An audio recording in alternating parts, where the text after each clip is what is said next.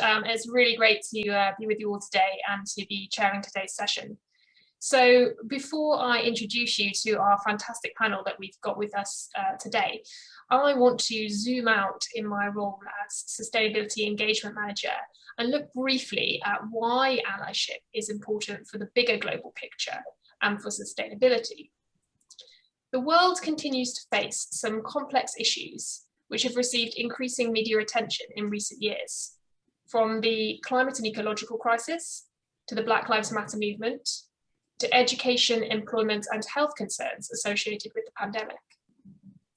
As we learned in today's earlier keynote on how to influence change, these issues are part of an interconnected global system.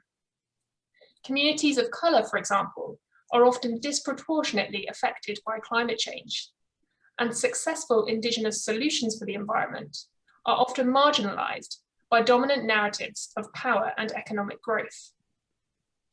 In any movement for change, whether environmental action or liberation issues such as LGBT+ or Black Lives Matter, we need allies wherever we can find them. They can help us overcome the barriers to change that we come up against, and they can also help us confront the most difficult issues through collective effort. And we are wise if we can tap into the power of making allies across what might seem like single issue agendas. This maxes out the progressive changes we can bring, making our environmental movements more inclusive and our liberation movements more environmentally conscious. Some of you may remember the eco-ableism conversations around the removal of plastic straws, for example, or be aware of the Divest Pride movement to cut ties with Barclays sponsorship, which is heavily invested in fossil fuels. Joining the dots to see a bigger picture is where our allies can really help us. Allyship is about recognising privilege and oppression and being courageous in calling it out. It's about listening, and it's about empowering the marginalised voices and unheard needs, whether of people or of the environment. We're really lucky today to have 4 fantastic voices around the table to bring alive the personal need for allyship, but also to share their practical advice on how we can be better allies. As was mentioned earlier, the panel have said they're very happy to answer any of your honest questions throughout the session, so please do interact via the chat function to share your thoughts and to join the conversation. So, some quick introductions to start us off. I'm just going to kind of go around the screen and ask everyone to say a bit about themselves and their background and what allyship means to them as individuals. So we'll start with Fraser. Fraser, are you happy to kick us off? Yeah, lovely. Hello, my name's Fraser. My pronouns are he, him. I'm the co-president of the university's LGBT society. I'm also a trans man. I've done work with Stonewall, Comic Relief and the National Lottery as well around LGBT inclusion, and done some training for Bernardo's and other such organisations. When sort of talking about allyship, I sort of recognise that, like, particularly as like a trans person, part of the LGBT community, I see it from 2 sides. So I see it from like cis straight people who are helping the LGBT community, but I also see it from the point of view of the LGBT community coming together and being allies with each other. And I've been very privileged to sort of witness that in lots of different environments. The most effective things being such as attending events as Pride and seeing a lot of like online allyship, especially over the last 12 months. I've noticed that the need for community has been really strong, especially in the trans community, and making sure you're well connected has been like a great thing to have during times of COVID. In terms of allyship, I think some of the best ways I've experienced allyship has actually been at university with some of my lecturers. Recently, about 2 weeks ago, I had a procedure called top surgery, and my lecturers have been very supportive and have actually nurtured my sort of journey and have allowed me to progress academically whilst also recovering physically and having that time out from uni. I only just went back to lessons this week, and they've all been very supportive and have actively learned along the process. And when I've told them what I'm having, they've gone back learned, like read about it, and then come to me and said, actually, I don't want to see you in my class today. I will take the time to catch up with you. I don't think it would be appropriate just yet, as much as you're eager. And that has been some of the best allyship that I've seen in quite a long time, because it wasn't as if, because I feel like there's a lot of times you have to explain. As like a trans person, I'm constantly talking, I'm constantly explaining to other people, and it was nice to take a back seat and have people come with learned knowledge. So yeah, that's very brief, but yeah. Thank you very much, Fraser. I think, yeah, learning and taking initiative to learn, not just that kind of passive receiving of other people always having to kind of do the work is really important. Should we go to Subbu next?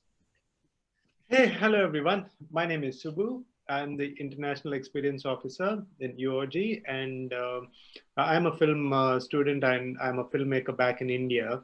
And a very interesting story in my life I should share, because I think that's very relevant to the current topic, which is allyship. Back in 2006, I've taken up this Herculean task of traveling the entire stretch of India for 40 days, 7,000 kilometers, absolutely without money. And you heard me right, it's truly without money. So now if we were to travel from Cheltenham to Gloucester without money, you can imagine how difficult it would be.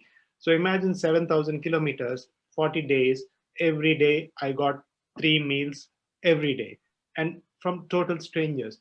You might ask, why would I do that? I mean, why did I do it? Because the traditional media, which projects the whole world as a very dangerous to live. It's people are very negative, people are not trustworthy, and then there's so many narratives that we hear on a daily basis. Every story that we see on the news has an agenda. I mean, I'm not advocating to say that the news is good or bad, but I have my opinions. But what I'm saying is everything that you see on the news is not the complete story. For one story to be there, there are several reasons that that story is coming on the news for the day. I mean, let's not get into that. It's a separate topic in itself, and we can debate for till cows come home.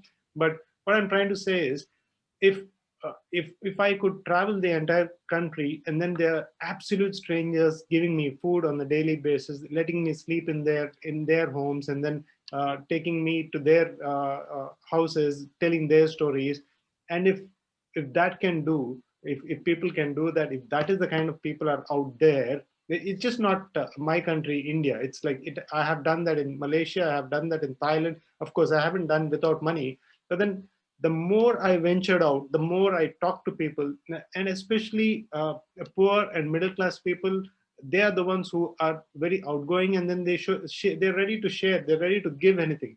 Once you build the trust with people, they will give out their hearts. I mean, so what I would say, allyship is, you need to go out there, talk to the real people, make conversations. I mean, the challenge that I see in the university, especially with a lot of international students, or especially students who come from the South Asian countries, we are more very introvert kind of people. We do not open up.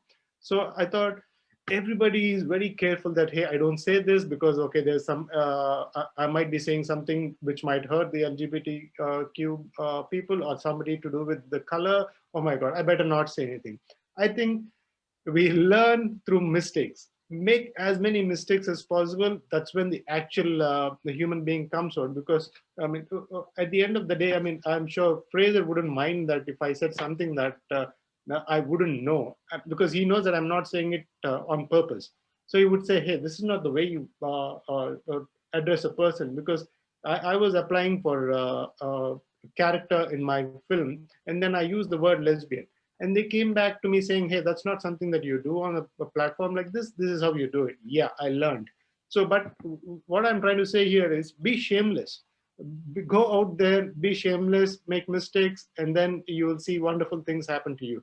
Don't be afraid to fail. That's my mantra to start a good allyship, I would say.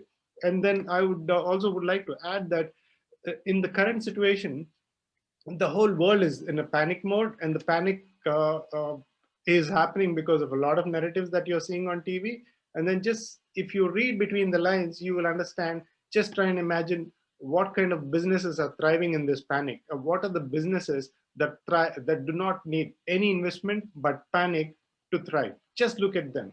And then I don't want to go into those names and the industries.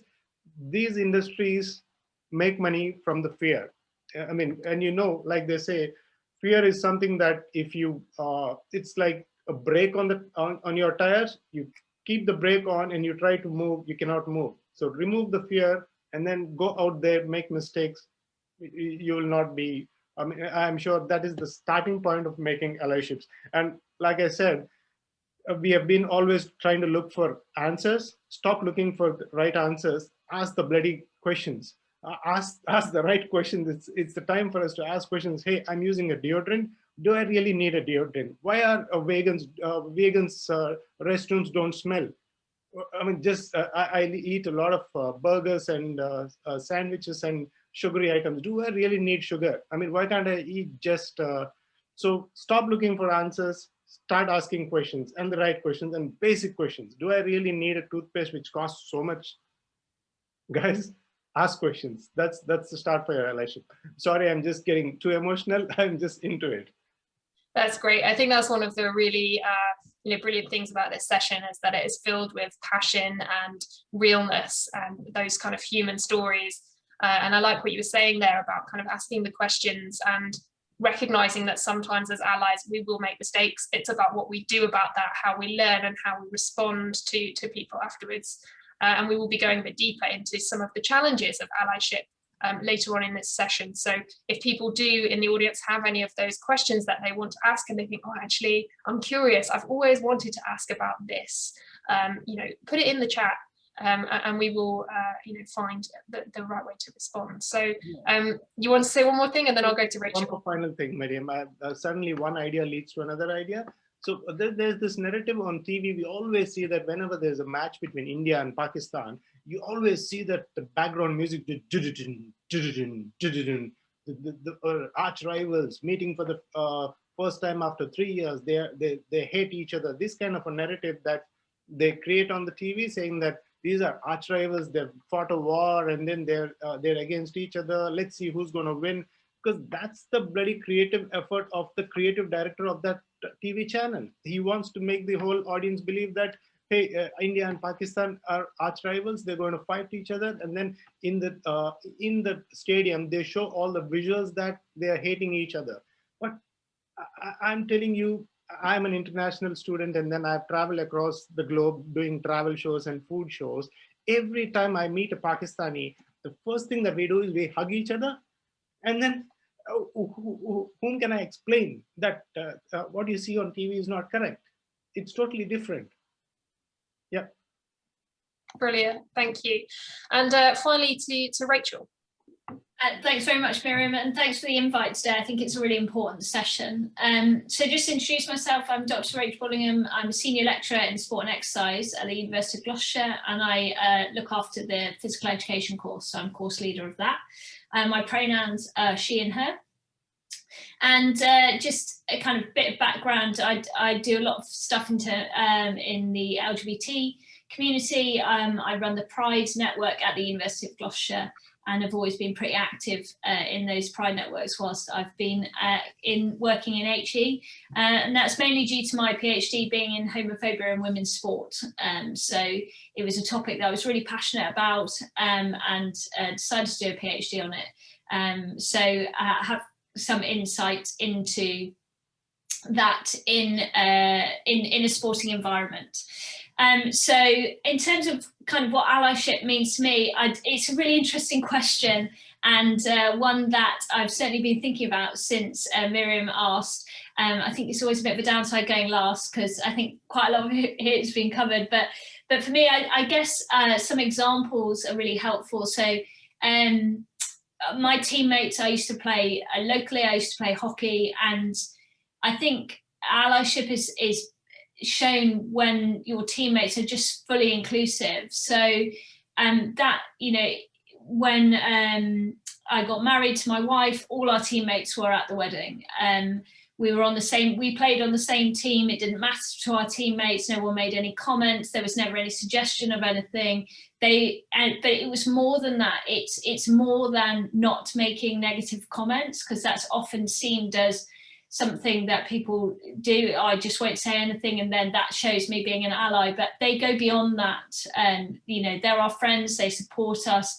It's allyship is that level of friendship. So for me, allyship is more than saying the right thing. It's following that up with action.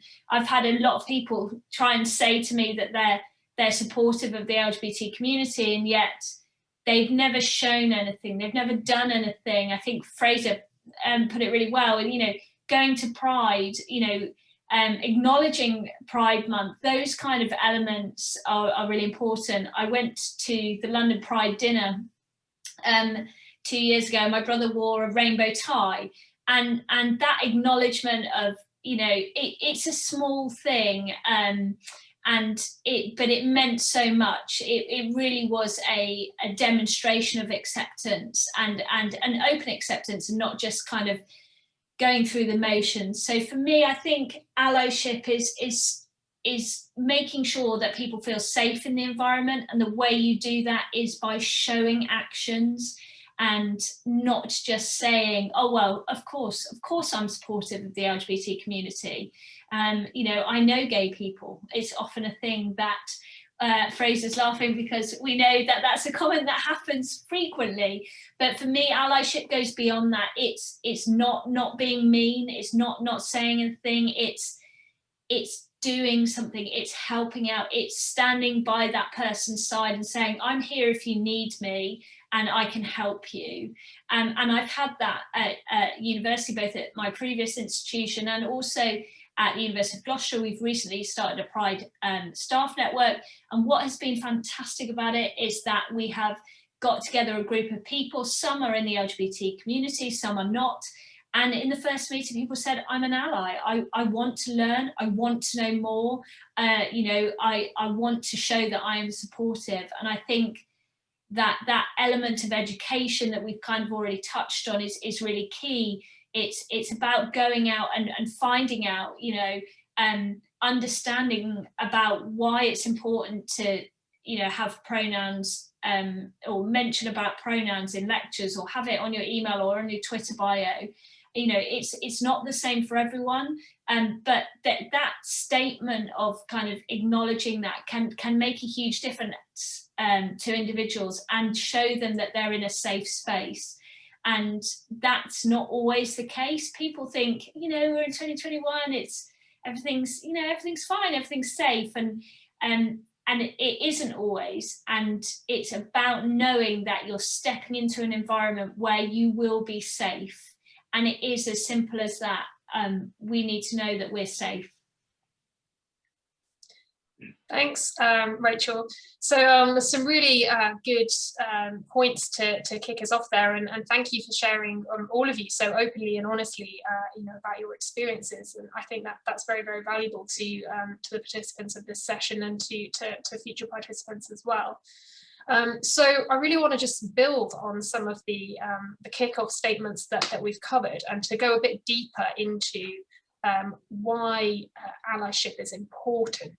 And I think you've certainly all framed that excellently in your introductions, but it would be good to explore maybe some areas where we've seen allyship lacking, because as Rachel was just saying, I think there are places where people don't realise they can be an ally. So one of the things I've actually just done, because I didn't realise how simple it was before, is just to put the pronouns in the Zoom name there. But simple things like that, you think, oh, actually, it might seem simple, and it's not about me, but it's a real kind of it's about the wider community, and to other people. That can make a massive difference. And I see Fraser has also done the same. So if anyone wants to sort of start us off and to dig a little bit deeper into why allyship is important, and some spaces where that could be more, or you've seen that really well. I can see Subbu is really keen to jump in there, so we'll start with you. Yeah, I really don't know if this will it fits the topic, but then I'll try. I don't mind making fool of myself. Yeah, the thing is, most of the South Asian countries, we eat with hand. Yeah, and then when we come to the Western world, all of a sudden we see people eating with cutlery, and then it's very posh restaurants, and it's everything's very decent, and then hi-fi. So, I mean, but then we come to the refectory or the whatever we call it, the cafeteria, and then we try and eat with the folks. Not that we cannot handle the forks and spoons, but then we kind of cheating our own conscience. So I was feeling that why not start a campaign on this? Let's start a discussion on this. I mean, eat with hand kind of a hashtag, and try and get this awareness. But then I still am.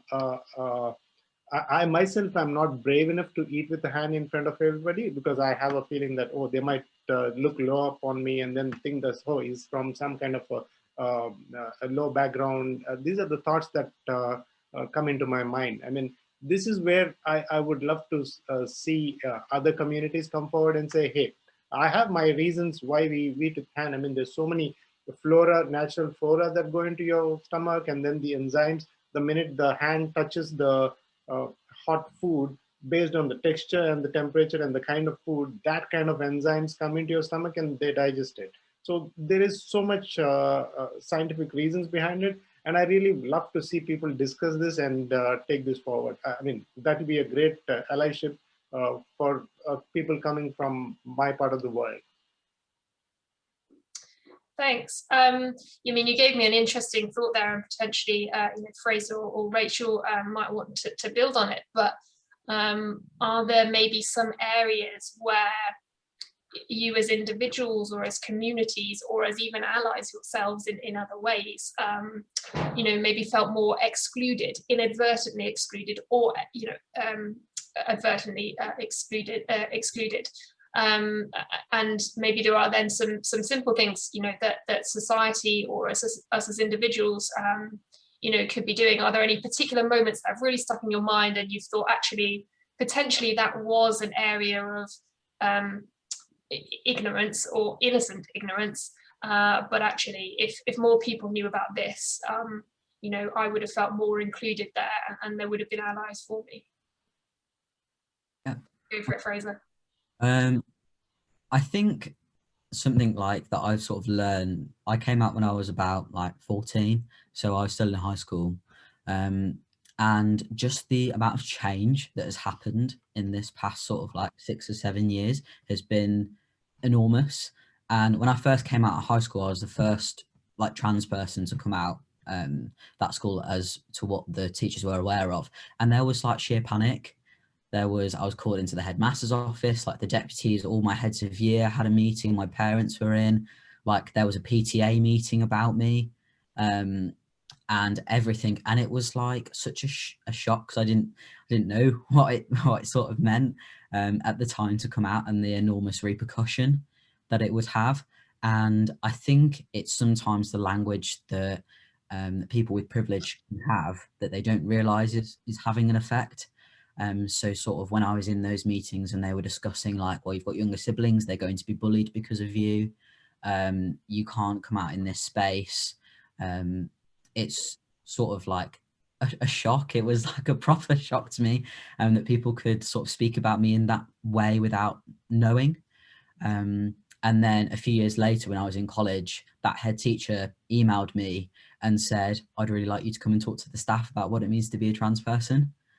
And since then, they've had a lot of students come out, and they realised sort of the error of their way, because I was meant to use a separate toilet that had a key, so I had to go to the reception and get the key for the lock every time, and I was then not allowed to do PE and was excluded from quite a lot of lessons and school trips, and that sort of carried on into college. And then a few years later, when they got back in touch with me and I spoke to staff, and then since having like a younger sibling at the school and hearing conversations about it, there's been a lot of change. And one of the most important changes that I saw was language. and what the way they spoke about like the LGBT children that attended, and it was less of an exclusion and more of an inclusion, and sort of the way they spoke about them. And I don't know, it was so different, and especially at university now as well, and now I'm older, to seeing language sort of develop and change. And that's the thing that I appreciate most, is when somebody recognizes what they've said is wrong and sort of have built a better conversation into their own language. And just sort of constantly like learning, absorbing, and not listening sometimes to what mainstream media wants you to think about a certain group, and acknowledging sometimes, because learning is great in any form, but it's then to become a proper ally, knowing what sources to trust and what not. Because it's very easy to say, well, I read this article the other day and it says this, and then sort of like, as an LGBT person, I have to say, you probably shouldn't be reading that article because that's very damaging, and they're not talking about the right thing. And now you have to sort of unthread what's been sown by the mainstream media, and sort of carry on. I've gone on a proper ramble. But yeah, I think that is such a valuable story, and I think Rachel is keen to sort of jump in and build on that actually. So maybe I'll just let Rachel actually take the floor on this one.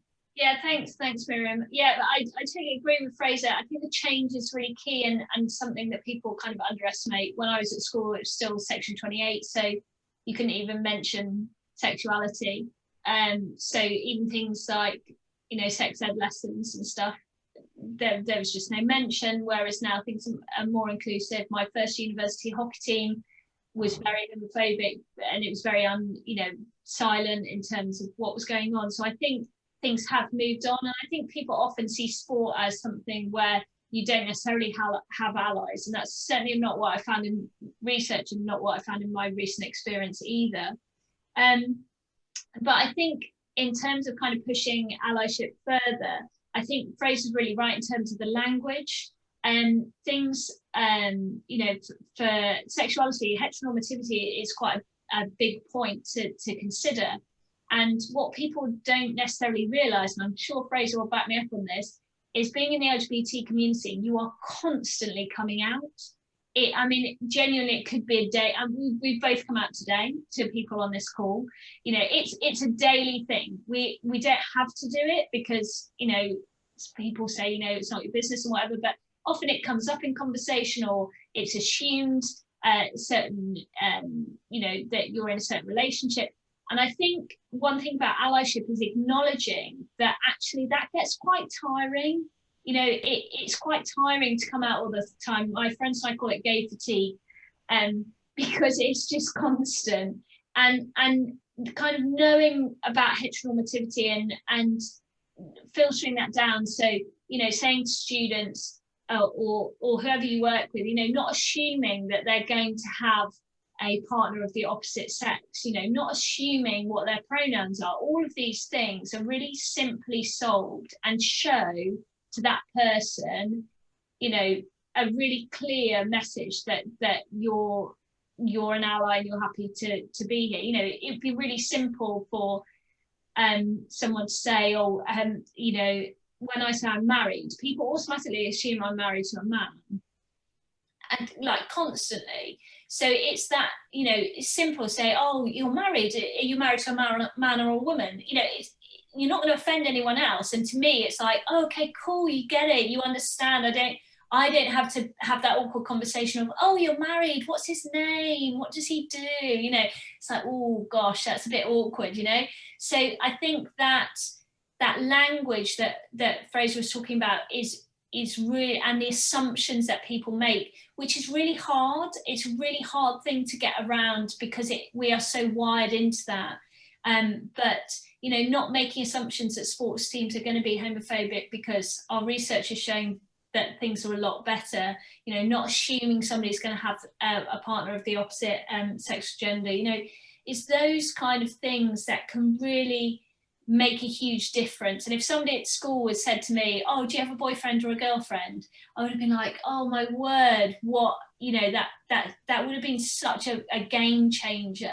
and that language just didn't happen. And it's starting to trickle in now, but I think it's a really easy fix and a really easy way to show that you get it, you understand, and you're not making that person kind of have to have that awkward coming out conversation, which is constant.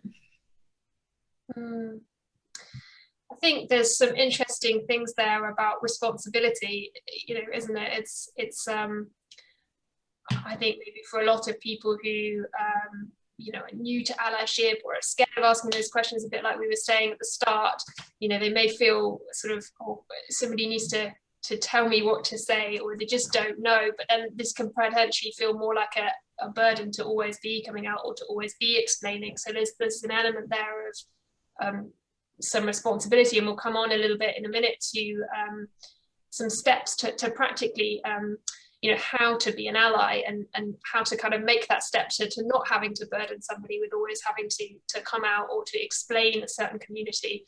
But I just wonder if anybody else has anything else to build on that in terms of where allyship is strong, why it's important, or if there's anything lacking there, or if you want to bridge on to the sort of the steps that people can take from what you were saying to actually becoming stronger and better allies. So I think there's a very rich conversation to have there. Fraser, is that you kind of got something to say? Yeah. I'll sort of add on to that responsibility mention, and I'm very lucky in the fact that I have a lot of passing, what we would call passing privilege. So I can sort of walk down the street, meet somebody, like I went to work, and nobody particularly clocks that I am a trans person anymore because I've been on testosterone for about 2 years. And it's not something that is particularly obvious. And that to me just reinforces that I need to be a better ally. And from my position of privilege as not being sort of seen as a minority group just on the daily, that I have privilege in the fact that I can go about my life like that. And whenever conversations do crop up, I need to be a lot more vocal. Because now I pass as a white man, which is one of the most privileged positions you can be in, and that I need to use my voice to convey to other people that won't stand for their negative comments, or they feel like they can make jokes. It's not fair, and actually they don't know who they're talking to. And being an ally is a lot more about speaking up on behalf of people who feel like they're being pushed down, and in having those conversations, I recognize that I can speak, and if you can speak, then why not? Yeah, I think you make a very interesting point there about people thinking, oh, I don't realize who I'm talking to, but real allyship is about that not being relevant, not saying, oh, I wouldn't say that to such and such, but I might have a joke with it about somebody else in another context or situation. So yeah, I think that's a very, very good point there. Did anyone else want to sort of add anything on that theme? Just talking about kind of being a good ally, I guess one thing we've talked about education, which I think is really important, but listening and listening to people's experiences. I think people don't realise the kind of day-to-day things that happen. We went to our wedding venue and got given a leaflet of what you need to do 18 months before your wedding, a year before, 6 months, and whatever. And it said what the bride needed to do and what the groom needed to do.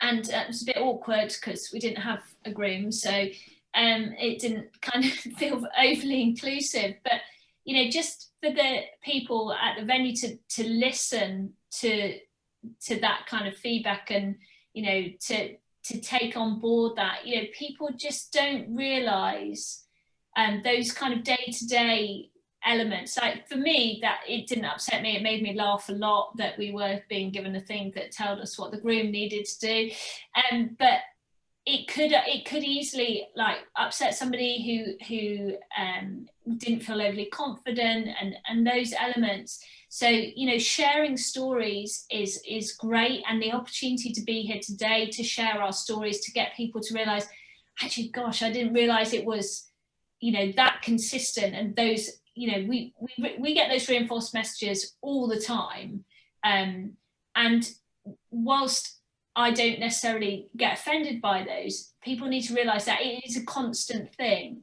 So listening to those stories of people who have had those experiences and had those issues, so that you know more of what it's like. So as Fraser said, you can use that privilege to say, actually, I'm going to stop you there, that just so you know, that language isn't correct, or you're assuming things there, or, you know, and challenge doesn't have to be aggressive. It doesn't have to be something that, you know, somebody feels upset about. We've already talked about making mistakes. Challenge is about, oh, just so you know, we use this word now, or this language, or that just, you know, that's not the kind of thing we say anymore. Because often people aren't aware, and that comes with the education. And I think that is so important, that we are able to challenge in a way that is supportive and helps people learn, so that they are able to be better allies. But for me, having this opportunity to share our stories here, and having people listen to that, people are well on the way to being great allies. Yeah, just picking up on what Rachel is saying, I have an experience to share here, where I was talking to one of my classmates who's, he's a local student. And then back in India, when people get married, they kind of eat a lot, and then a lot of lovemaking, and then the men put on weight. And then it's supposed to be very prosperous and a happy thing. And we kind of say, hey, you put on weight. It's more like a compliment there.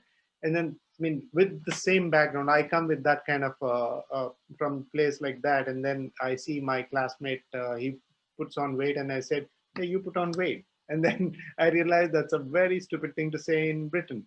Am I correct there? Yeah.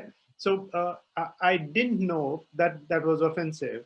And I mean, we just, he kind of, from the expression I could make out that he felt bad, but then I was not very sure. So I came back home, and then the other friend of mine, he's a German, and he said, what did you just tell him? I mean, he would have gone bonkers. I mean, that's not what we say. So like Rachel was saying, I mean, there was no conversation, and there was no, I was not updated. I have no idea about what people take it like. I think this is all the cultural differences and the cultural shocks. There are no platforms to discuss this. I mean, people would not know that if you ask an Indian, are you divorced? He might kill you. He or she might kill you. So this is something that Indians do not usually take. I mean, divorce is supposed to be a very big thing, and things like this have to be discussed. Like Rachel rightly said, if there's somebody to listen and there's a platform to discuss, that will be a great start for allyship, I feel.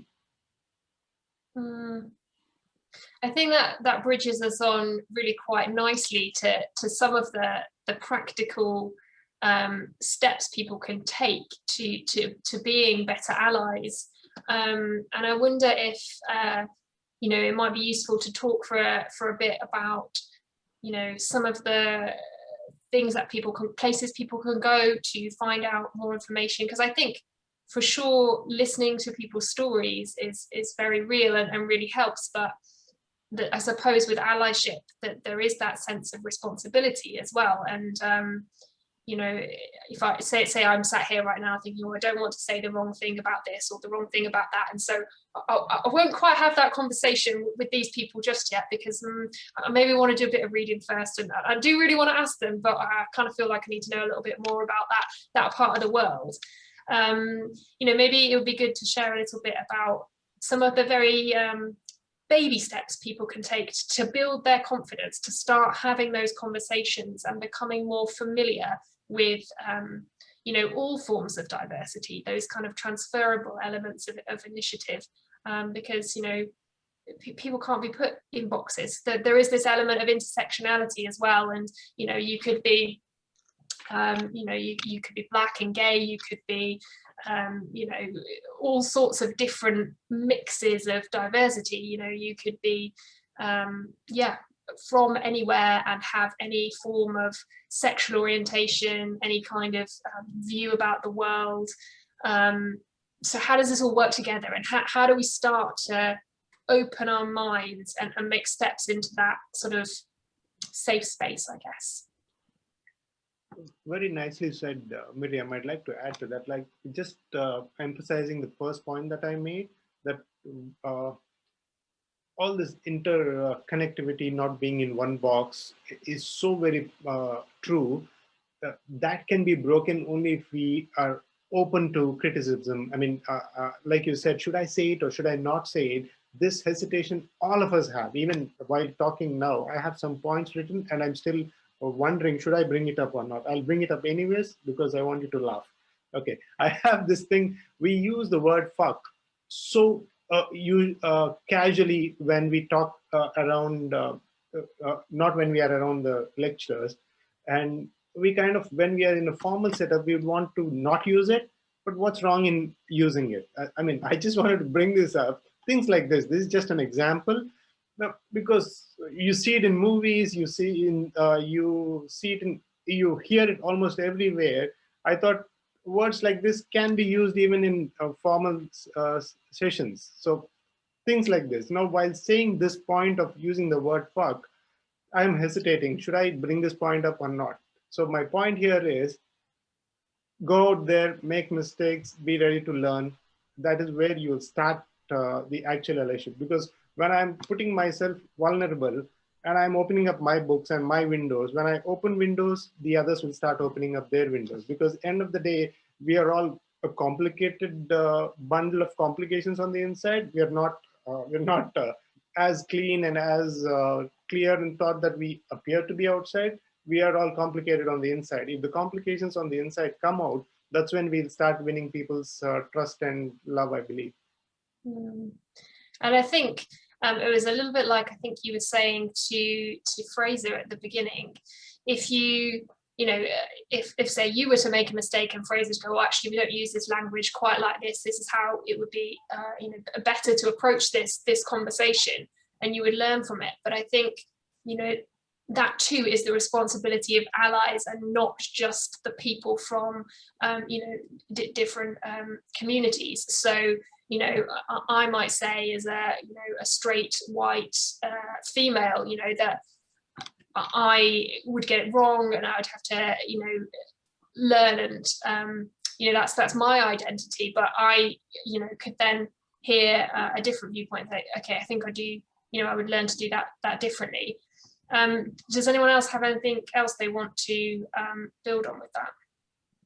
Yeah, I'll just sort of say a few like resources and stuff like that. So I learned a lot through Stonewall, especially like as a young queer person. I was mentored very heavily by them, went to a lot of their youth pride events, and then did some like activist training with them over like a few days at one of their camps in London. And they were sort of talking about how to approach like cis friends and just look for like LGBT charities. Maybe not the LGBT Alliance, which has just cropped up in the media, but places like Stonewall, and I've seen that Kai's put in the chat like Mermaids particularly as well. And there's always like stuff like online training going on, and if you sort of look it up, you can find somewhere that will like do it for free. And it's sort of like that active learning and seeking out your own opportunity to learn. Sort of coming to panels like this, like everyone that's come, that's a great way to be an ally. And just keeping like your ears open for opportunity like that. And like from the university standpoint, like coming to us as like the LGBT society, like our DMs and emails are always open. And I know Chloe, who's the other co-president, can't be here today, but they're the like experience officer for the university, and their emails are always available. And just if you want to learn, not sure how to go about it, then just talk and send that scary email, and just get involved with events that are going on in uni as well. Definitely. And I think that then helps you to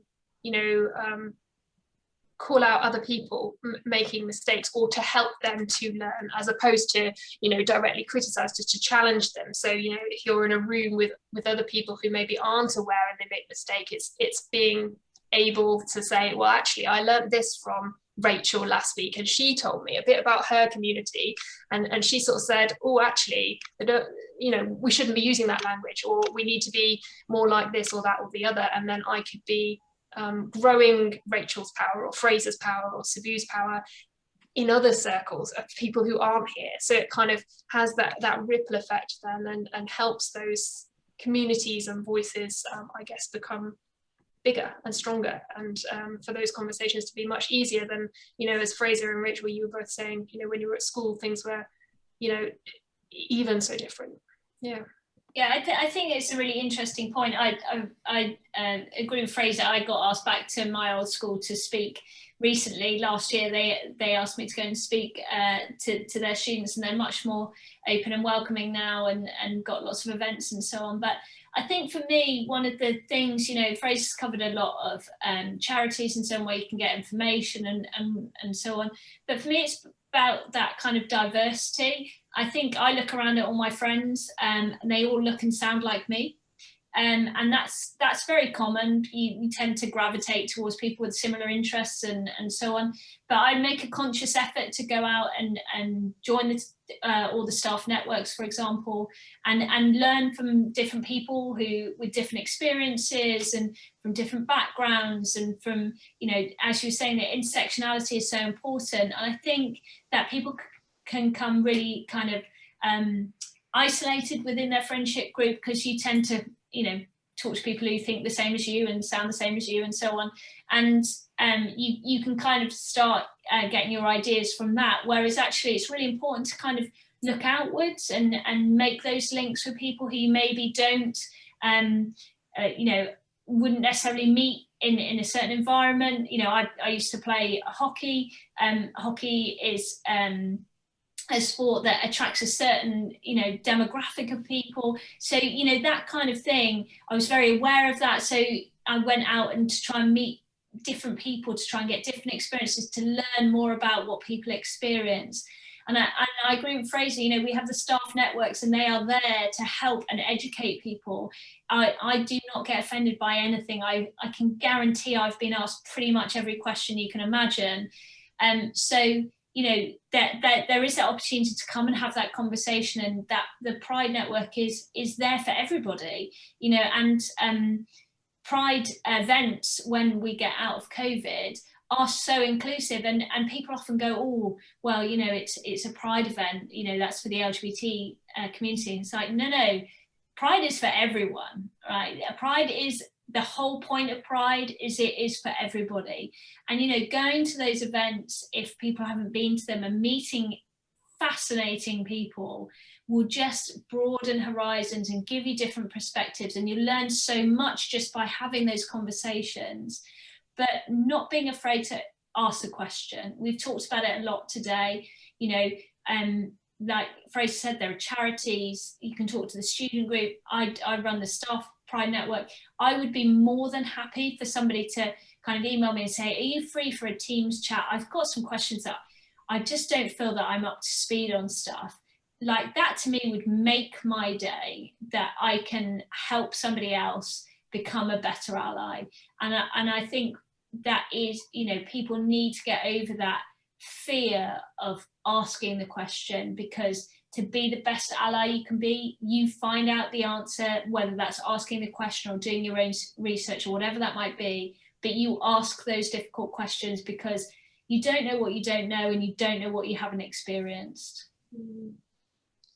So I think, I mean, that's really interesting. So imagine I emailed you right now, Rachel, and I said to you, look, Rachel, you know, I'm afraid I don't feel like I'm a very good ally to the LGBT plus community. I really don't know very much at all. I'm very nervous to say the wrong thing, but, you know, can you give me, say, you know, a handful of simple things that I can do to sort of make sure I don't make too many mistakes while I find my feet? What would you put in the reply to that email? I'd probably, to be honest, send you the link of the Stonewall 5 points for allyship, which cover pretty much everything. But this, I think the summary of it is, you know, be a nice person, which is, you don't need any kind of education or anything, but you know, just be open and be nice to everybody. But I think the things I'd specifically say were, you know, educate yourself. You know, here are some links to some language, and I've got to tell you, language in the LGBTQ community changes all the time, and it's really hard to keep up with, even for people in that community. So, you know, that, you know, give you that opportunity to start learning, but it's a constant process, and I'm sure Fraser would agree with me on that. And listen, you know, come along to the Staff Pride Network and make that step into, you know, just coming along and saying, oh, actually, I'm an ally, I'm just here to kind of listen. Most of the time, to be honest, we talk about dog walks and cake, so, you know, it's very welcoming, but it's about creating that step to putting yourself in those situations where you don't feel comfortable, and that's okay. That's how we learn, that's how we become more inclusive, that's how we learn what to say and how to challenge in a way that is appropriate and helping those people who maybe don't have the privilege or maybe aren't there. You know, like you say, passing on that information is so key.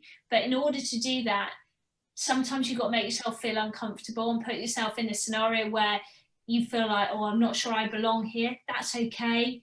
All these, you know, all the different staff networks we have are so inclusive, and they're just happy that people are coming along and want to be part of it. So be prepared to feel a little bit uncomfortable, but you'll soon find that the communities that you're wanting to join are just so inclusive and so inviting and good fun. Oh, I love this uncomfortable state, because it drives me so mad, because I'd like to give a couple of examples from my life. If you remember, I was traveling across India without money, and then we reached Goa. I'm sure you must be knowing Goa in India. It's the land of beaches. You'll love it. Oh. And we reached Goa without money, and then we were starving, we were very hungry, and there was an area where all the trucks gather, and then these trucks come from every different part of India. So it's like from the north, east, west. I mean, India is like, it's like so many countries in one country. So if you see people from the east, they have the look and feel of the Chinese, Vietnamese kind of a look. From the north, they look like Europeans, and from the south, they look like Africa. So that kind of a complete global scenario in Goa. And then we did not have food to eat, and we were trying to talk to the truck drivers and try and get some food. And then these truck drivers do not talk to each other because they are in their own community. So, but without knowledge, we somehow triggered this party of, hey, come, let's all sit in between the trucks and start having whatever you're eating, let's have it in one place. So we started, the South Indian Hyderabadi lorry guy gave us some food, and we sat down, and then we started eating. Then suddenly there's somebody from Kashmir, somebody from Gujarat, somebody from the East, all the different states came into the center, and we started eating the cuisine of the entire country. So it was this first uncomfortable position where we started off this random lunch party, and suddenly somebody says, hey, let's have a drink, and then they go bring a big barrel of Fenny, which is a local drink, and it was a complete party. So this uncomfortable situations, if you bring out in the real world, you will make amazing friends, and then there'll be so much allyship, I feel. I think maybe being a good ally is about breaking the comfort zone, because the comfort zone sits only really within your own identity and experience, and unless you step out of that, maybe it's harder to learn. And I think there's an active element, isn't there, of saying, actually, you know, I'm not experiencing all the world has to offer, and I'm missing out on so many interesting people and viewpoints and you know, color in the world, so much color in the world, if I only stay and hold my own views. So yeah, I think oh, Fraser, did you want to add something? No, just moving.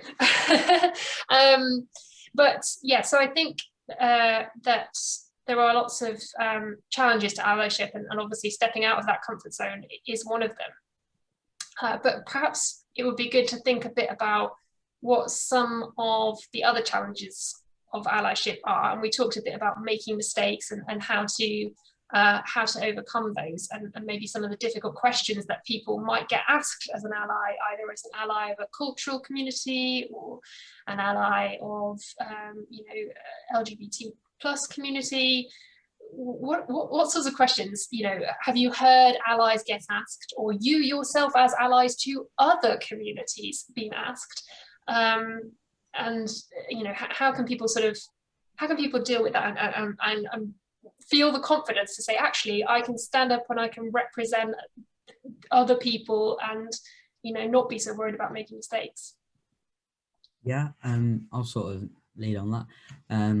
When I sort of went to this like Stonewall camp, I met a lady called Shash, and she runs like trans crimey, but she's also an Indian lady, and we were sort of chatting and talking about the differences we've experienced as trans people because of our culture.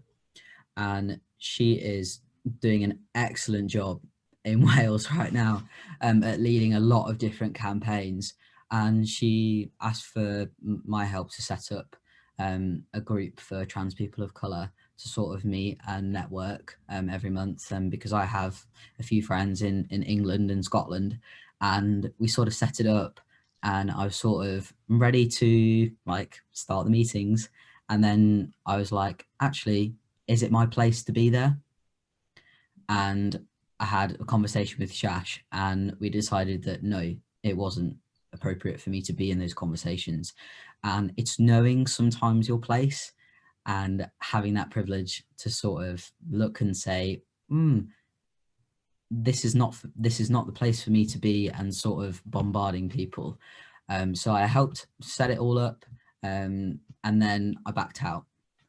And I think that is really important sometimes, is to recognize safe spaces and to not try and invade them. And it's that balance that I feel like is sometimes really difficult, because you want to, as an ally, jump in and do everything, and you want to go to everything and read every book that you can and like really be supportive. But being the best ally is like sort of looking at situations and deciding whether it's appropriate or not. It doesn't crop up a lot, but I feel that's something that I've learned in like the last sort of few months. And it's, yeah.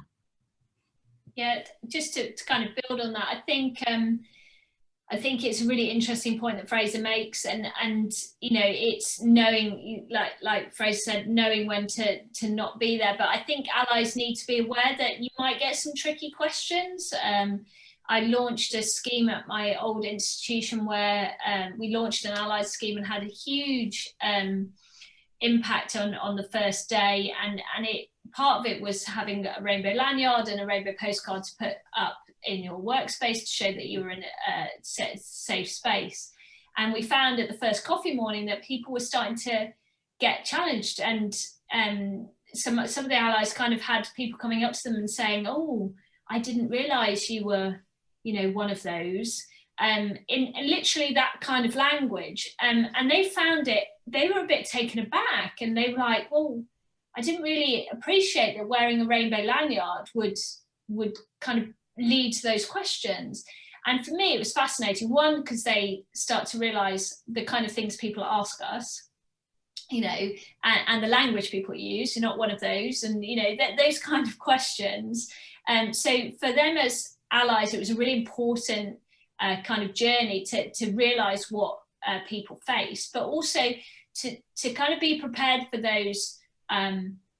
To be prepared for those challenges and know what you're going to say. If you go to Pride as a straight individual, and somebody goes, oh, you've gone to Pride, you've got an answer for them, because chances are somebody will ask you, because people do. So it's about kind of realizing that when you are an ally, sometimes you can get pretty tricky questions yourself. So you know, it's about thinking about, well, actually, what would I say if somebody said that to me? I'm not entirely sure. And having those conversations and knowing what to say. You know, there are some hilarious tweets about this kind of scenario of, you know, I support animal rights, but that doesn't make me a badger. You know, it's that principle. Just because you go to Pride, it doesn't make you part of the community. You know, but knowing how to respond and appreciating that you might get some difficult questions. You go to that network meeting. Why do you go to that? Why do you give up the time to do that? And actually having, you know, part of allyship is going, well, actually, I go to that to learn, to educate myself, to show support for a community that needs support or that I don't know enough about, or whatever that might be. But be prepared for those tricky questions and actually have a plan for them. You know what you're going to say, because quite often when those questions get asked, it catches you off guard. So have a bit of a plan of, oh, what would I say if somebody said that? And I think that will really help people out. Rachel? Yes. Is it okay to not have answers for everything? Of course. Yeah. Absolutely. But I think some of the questions, there's easy answers too. Some of the questions, you're right, there might not be. And you know what, some of the time it might be that, you know, I can't believe you're asking me that. And that's okay too. But I think one thing I found talking to allies, and we had a lot sign up on that first day, is they felt kind of jumped on and taken aback with the question. So I think some you can plan for, and like you say, some you might not want to answer, and some you might not have an answer for. That's all right, but just be prepared that people might ask you those difficult questions. So don't get kind of blindsided by those. Be prepared. Yeah, they do. I think it all boils down to saying no, or maybe saying I don't know. Yeah, because some, like you said, some questions might be really take you off guard, and then I think we can at least let them know that this is not the question you should be asking. I mean, I don't want to answer that. Or if there's a question that I do not know the answer for, I very blatantly say I do not know, and then maybe I'll learn and maybe I'll let you know later. Yeah, absolutely. I think that's one of the most important things people can say. I would much rather people say, "Oh, I'm not really sure about that. I'll go and find out." If they don't know the accurate information, or that, you know, they don't know where to point somebody in the right direction for sure. You know, it's absolutely fine. It's no different to when we're teaching. People ask a difficult question. Sometimes we don't know the answer. That's okay.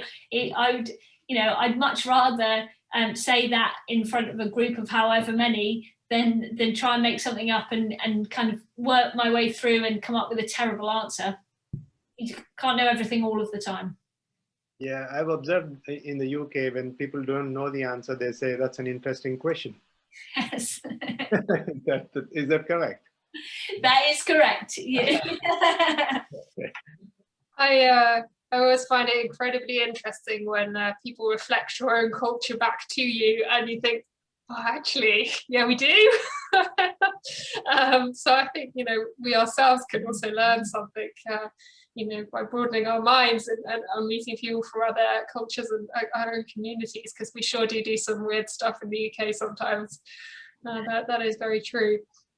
Okay, so I'm going to pick up on a few of the comments just briefly in the chat, because I think they might be things that you'd like to build on. So we've got, they're sort of mainly comments, but I think they're comments that you might like to pick apart a bit more. So we've got one in from Kai, who says education is absolutely important with allies, especially for them understanding the trans community, as most don't understand what it is to be trans and the different identities that fall under that umbrella.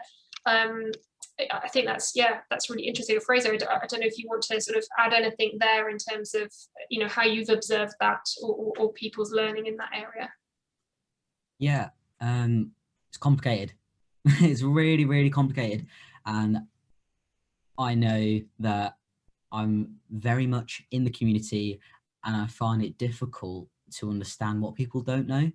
I don't know what's common knowledge. I don't know, because I mean, I'm trans. I have a lot of trans friends.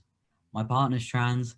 And like I've been sort of deeply invested in it for like 6 or 7 years. And I find it difficult when people ask questions and I'm like, you don't know that? Like, that's so obvious, of course, especially when it comes to my family. And just, again, it's a language thing.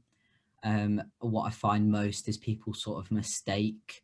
So I say I'm a trans man, and they say, "Oh, so are you going to be a girl? Are you going to be a girl then? Like, is that what you're doing? You're going to transition into a woman? Oh, shall I start using she, her?" And I'm like, totally not the point.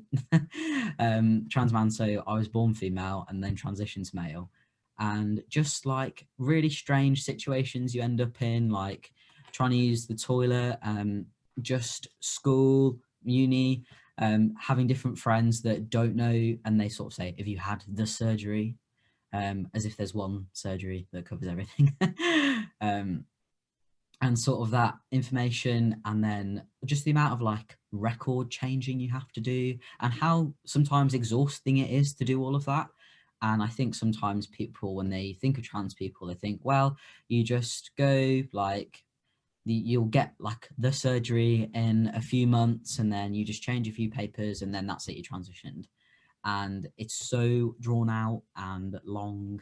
And understanding the trans community is, I think I have a lot of respect for my cis friends, because they've done a lot of learning and they've done a lot of listening.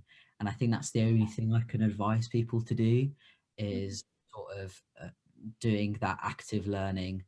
Because yeah, there's a lot to understand and unpack, especially with the political climate for trans people, especially in the UK at the moment.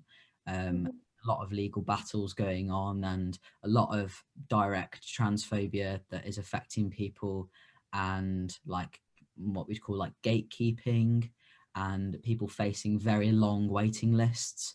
My gender identity clinic has a 6-year waiting list for the first appointment, and that's for one appointment. So you wait 6 years and then it'll be another year for the appointment and then another year until you might receive treatment. And understanding that sort of weight that trans people are facing and the sort of like effect that it can have on people's mental health and the effects of transition on mental health are really important. I'm blabbing because there's just so much to say. But I'll just have a little look at the question again. Yeah, and just purely education and listening. One person that I would really recommend people check out is someone called Munro. If you just look up Munro on Instagram, she's incredible. She does a lot of very interesting videos and a lot of interesting activism, particularly about the climate for trans people in the UK. And to be honest, Instagram is a very useful tool and there's a lot of interesting information on there. And I would not look at BBC News.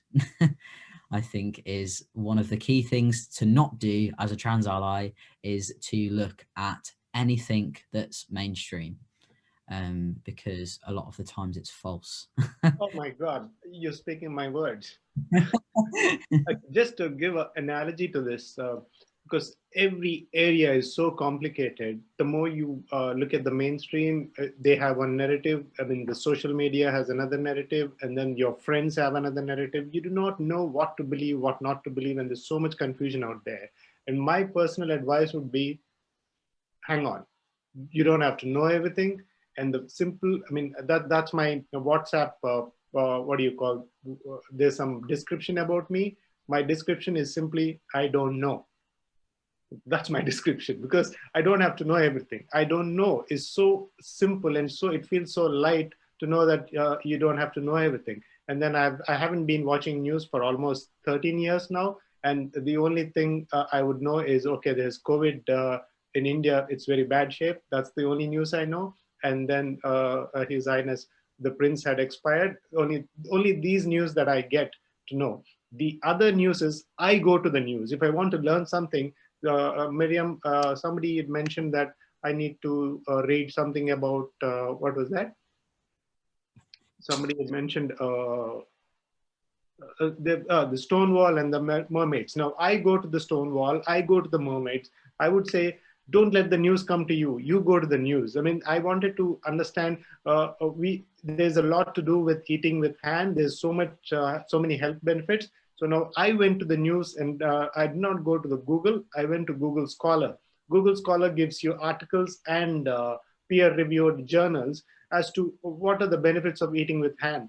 That's when I got curious to know, when was this cutlery invented? The cutlery was just invented hardly 500-600 years ago. I don't have the dates, but then some smart businessman wanted to make a business out of it. And he said, it is so cool to eat with cutlery, and then the royalty uses it. And because the royalty uses it, everybody wants to use it. Come on, 1,000 years the cutlery had arrived, but people have been eating food for millions of years. So what's the narrative? Whom do you believe? So what I say is, if you're trying to drive a car, you don't have to know every single part of the car, just ABC, accelerator, brake, and the clutch. So there's so much out there. You don't have to know everything, just ABC. Just know a little. If you're really interested, you will obviously chase that news and know more about it. So for things that you don't really care, screw it. I think that there's two things there, isn't there? There's an element of thinking critically, which is something which for us in sustainability is really important anyway. It's kind of, looking at different perspectives and asking those questions and challenging those norms and those dominant narratives. But also an element of kind of surrounding yourself with different voices, and that could be as simple as finding some interesting people from other communities and following them on Twitter or Instagram, and just kind of seeing them as people in your world, and what they're communicating about who they are, because that can be a simple way of not looking at the mainstream media, but actually just kind of infiltrating some real people or real social media people into your world. So yeah, there's some really good things to do there, and some really good examples from the group. We're just going to pick up on another comment in the chat. Shandin says, and it might be something Subbu wants to reply on, safely maintaining cultural integrity is so important, rather than feeling you must align with the dominant culture. I think that's quite an interesting... yeah, I like to answer that. This is very subjective. Yeah, I mean, I would respect other cultures if I'm respecting my culture. So if I value my culture properly, obviously I'm valuing others. So when I'm saying, hey, I eat with hand, if I sound, I might be saying sweet words, but if I sound in such a way that you're eating with cutlery, you're doing wrong. So that is not correct. I'm saying I value my eating with hand, but you eating with the fork and the spoon, I really love it. I mean, I appreciate that and I respect that. So if it is mutual, then there's nothing like dominant culture or anything, because end of the day, we are all humans and we are all pure souls. I mean, because I always give this example. If I'm in my village, I kind of look at the surnames. My surname is Peteti and my cousin's name is Yadavalli. We don't like to, in the marriage, all the Petetis sit together and then all the Yadavallis sit in one area. So we're that cheap. Now, I moved to the bigger city, Hyderabad. We kind of look at, okay, is he from Andhra Pradesh or is he from Telangana? These are different counties. Okay, so now I have this, I'm the same person, but as I change the places, my mind is changing. Now, tomorrow, if I'm in let's say now I'm Cheltenham, I kind of look for my South Asians. Okay, I don't mind even if you're Pakistani, but you look like me and we have the same color. So this is the bonding that we have. What I'm trying to say is every single one of us has this community feeling, but where are you? Are you in your village marriage? Are you in the global? So the same persons, if I'm now in a forest, now I look for a human being, not my Peteti, not my county guy, or not my South Asian guy. Just one human being, damn it, before the lion comes, eats me up. So I'm saying, where are you? We all have that community feeling, but where are you? What is your level of thinking? So we need to grow there of being in a forest. Any human being, I'm okay. Very good. thinking a bit back to that sort of intersectionality thing then, and you know, you were saying about, yeah, any human being. I wonder if you have any sort of examples of times where you've either tried to show allyship for other communities, or maybe times where you've got it wrong in allyship for other communities, and what you learned from that process. Because I think it's easy to, you know, we've shared some really rich stories of how people can be allies to our communities, but also, you know, we can be allies for all sorts of different communities, and I think, you know, it'd be good to sort of flip it on its head as we you know, share that kind of that sense with our audience of how they start going. I think it's good for us all to acknowledge that getting more people to be allies for our communities is just as important, obviously, as being better allies for other communities, you know, and for the wider world. So kind of thinking into those shoes, whether you have some examples of times, or even, you know, as you were starting out sort of in your own communities and areas, whether you maybe got it wrong for other people in your communities. A lot of examples. I'm just trying to look for the right one. I was, again, this was in one of my travel things. I was traveling without money, and then one of the truck drivers in India, we have this, I don't know if you've heard of this caste. Caste, I mean, it's more like a community thing. There are different caste system in India, like the Brahmins, the Shudras, and the Kshatriyas. There's so many things like that. So even till date, the caste system is still prevalent. And then they do not talk to, if you are from a higher caste, they do not talk to a lower caste people. So those people who were giving us lifts, they were kind of curious to know which caste I belong to. So, and come on, it's such a huge country, and then every state, the castes are different. Because if you're a Naidu in Andhra Pradesh, Naidu is supposed to be the high caste, but if you're the same community in other state, is different, in other county is different. So this kind of thing, I mean, I had an experience where the driver gave me a lift, but then he's seen this tattoo of mine. I don't know if you can see this. This tattoo, it's a Chinese tattoo. He's an uneducated guy. He doesn't know what it means, but then he assumed it to be to one community, which is very third rate in his mind. And he said, get off the truck. I can't give you the truck. I can't give you a lift. So these are the kind of things that I faced in my journey. So I do not have the answers for this, but then this is an experience I wanted to share. Mm-hmm. Yeah, I'm happy to share. I think it goes back to a point that Fraser made about knowing when to not talk and when to listen, and I think that's definitely something I've learned kind of along the way. But also, there's often the assumption that the groups are the same, and once you're put in that kind of box, then that's what you are and whatever. And I think being part of the LGBT community is a real example of that. L, G, and B are very different to T, and they're put together, and they're always put together, and yet they're very, as I think we've covered today, very different challenges, different language, different experiences. And I think that the LGBT community is so inclusive and so welcoming that actually we need to acknowledge that I need to be an ally for more people than just saying I'm part of the LGBT community.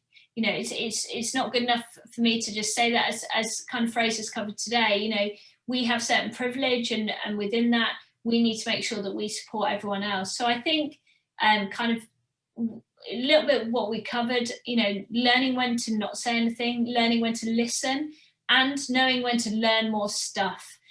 I've learned so much about India today. It's been amazing. And, you know, it's taking those experiences and using them moving forward. And I think there are things you learn as you kind of get older anyway, but not always putting yourself front and center is something that I think is really key. I don't think I've necessarily done it to a big extent, but it's definitely something that's more in my mind now, and knowing when to step up and say that's not okay, or to challenge or to support is really important. But it's not about you. You're the ally to that community, and I think that's something that has become so much more apparent, both within culture and society, but also kind of as you grow up and realize there's a big wide world out there. Yeah, I had a very good experience with the Trinity Church, which is in Cheltenham, if you're aware of it. Yeah, I was very curious to know how the Christmas in the UK is and how it's celebrated. And I really wanted to go to some family and have dinner with the British family, which is too very ambitious. That's what I realized. So, I mean, I know that the Western world people are very reserved, and they do not allow strangers to come to their home and then, invite strangers on Christmas Day, because that's very precious for them. That's when they have time with their own children. But then I asked a couple of people and they outrightly rejected. And I said, I'm okay for being rejected. But then I put the word out saying, hey, I wanted to have a proper British Christmas lunch or dinner. And I really want to understand the culture. I got rejected left, right, and center, but then the word spread. So when I put that word in the international cafe group, and then I brought it out, I spoke it out to Simon. Simon picked that up, and then he spoke to the Trinity Church, and he said, hey, they're doing what is it called? The long table dinner. Do you want to join that? And that was so lovely for me. And then I went there, they gave me the turkey, they gave me the mashed potato, the wine, and a proper Christmas lunch we had. So if I were hesitant about asking people that, hey, I really want to have a Christmas dinner in the British style, I would not have had that experience. And then what I learned is be shameless, to just go out there, ask people, and then make a fool out of yourself. Don't care, because if somebody else is thinking bad about you, the thinking is happening in his or her head, so it's their problem, not yours. So let them go to hell, but you keep doing what you want to do, and you keep on learning every day by making mistakes. And I really wanted, there's one more experience that I had. There's another community that I wanted to have lunch or dinner with. And then I really went and asked one person. They said, no, we do not allow people from other communities to eat with us. It's only our community. For that moment, 5 seconds, I felt bad, but okay, let it be. If not you, somebody else will give me that opportunity. And trust me, I'm going to have that dinner with that community somewhere very soon in Cheltenham. Very good. I'm conscious of the time and we'll need to wrap soon, but I want to give Fraser the opportunity if you'd like to share a bit further on that. Yeah. I think when I was younger, my parents are quite religious and quite right-wing, sort of having those experiences. And I went to church a lot as a Christian as a teenager. And then I came out and experienced a lot of prejudice, conversion therapy, other things. And then I was very, very anti-religion. And it really stuck with me, and it started to grow into sort of a hatred towards anybody that was religious, and pushed a lot of away a lot of my close friends, because they were children of pastors and they owned churches in my town, and sort of burnt those bridges very, very like freely without a care, and sort of was a horrible child, horrible teenager that said very horrible things. And sort of just learning from that and saying, not everyone thinks like that. Just because you've had a bad experience doesn't mean that everybody has. And well, me and Chloe the other day went to a church in Cheltenham, Reverend Tom, and we spoke about being queer to like people that were at the service. And that was really interesting for me to see the other side of the coin. and to see that, look, actually, just because you've had this experience doesn't mean that everybody has, and they're more than willing to learn, but it was actually me that wasn't willing to share and learn. And I've always preached like, oh, do all this learning, and then wasn't doing it myself. So I think that was a big learning curve and a big step that we're trying to like grow on, and I'm trying to grow on as well. So I think that's a really, really great point to end on. And there's a lovely comment just in the chat right now that says, thanks very much today. My main fear moving to uni was possible transphobia, but now I know it's a safe space, so thanks so much. So I think, you know, that kind of sums things up really well. And you know, as chair, thank you so much for all of your honest conversations today and for sharing such personal stories, because I think, as we all identified, being able to, you know, hear different perspectives and open our minds to different ways of life, different views, is a really important step in being able to stand next to people and understand how to, you know, amplify their voices in the way that society needs. So I'm going to leave it there. I know that the event students just want to hop back on and say a final word. But yes, certainly thank you very, very much to our panel and for everyone that attended today.